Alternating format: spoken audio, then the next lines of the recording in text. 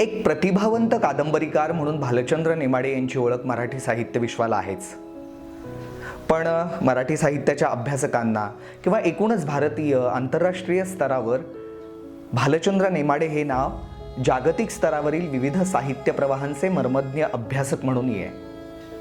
समीक्षक म्हणून त्यांनी जे विवेचन केलेलं आहे त्यांनी अनेक वेळेला विविध चर्चा आणि विचारांना चालना दिलेली आहे.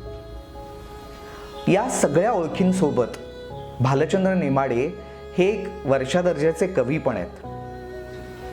मेलडी आणि देखणी हे त्यांचे 2 कविता संग्रह, ज्यामध्ये त्यांच्या अतिशय विचारप्रवृत्त करणाऱ्या भाषेच्या विविध उपयोजनांच्या बद्दलचा विचार करायला लावणाऱ्या खूप उत्तम दर्जाच्या कविता या कविता संग्रहांमध्ये आहेत.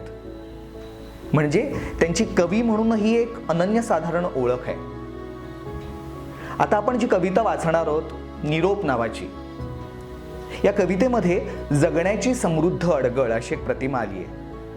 फार सुरेख प्रतिमा ही, आणि हीच प्रतिमा पुढं नेमाडे सरांनी हिंदूसाठी पण वापरली. या कवितेचं आकलन करून घेताना किंवा ती ज्या पद्धतीने आपल्याला भावते किंवा आपल्याला वेगळ्या पद्धतीचं एक भावविश्व आपल्यासमोर उभी करते, असे खूप व्यापक आहे. म्हणजे एखादा कवी भाषेच्या आधारे, भाषेच्या सर्जनशील वापराने किती मोठा, म्हणजे किती व्यापक आशय आपल्या कवितेत घेऊ शकतो, याचं एक उत्तम उदाहरण म्हणजे ही कविता आहे. मला तर असं वाटतं की अशा प्रकारच्या कविता लिहून नेमाडे सरांनी आपल्या साहित्य विश्वामध्ये, म्हणजे मराठी साहित्याच्या दृष्टीने एक अतुलनीय असं काम केलेलं आहे. तेव्हा ऐकूया निरोप ही कविता.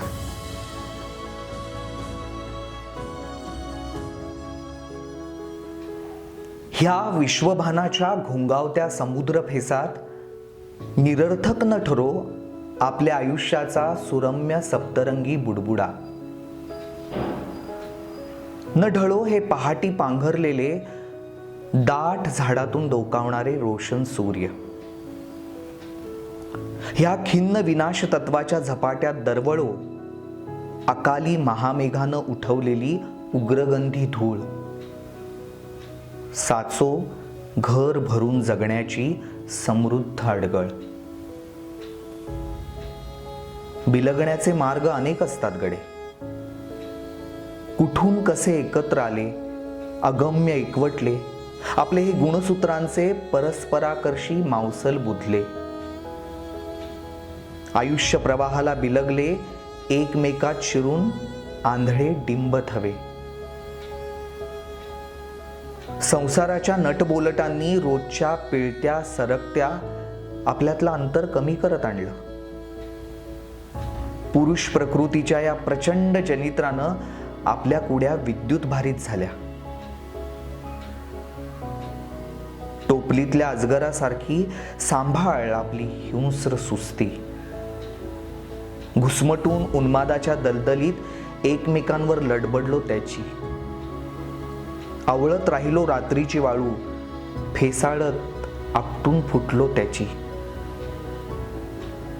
खोलवर जिरवत पाणी उभारले जैविक उमेठ उंच उंच. लांब पसरत राहिलो मऊ रेतीवर सुखानं ओसरत. नकळत दूर जात्या तारुण्याला अंतरत उतार वयावरून ओसंडत. घरकामाची अहोरात्र गात सांभाळत तू आपलं हे तारू संथ ठेवलंस. न उसळता न खवळता उलट होऊ दिलं नाहीस हे बुडबुड आयुष्य प्रिय. आपण एकमेकांना द्यायचं काहीच बाकी ठेवलं नाहीये त्या एका जड थंड निरोपाशिवाय.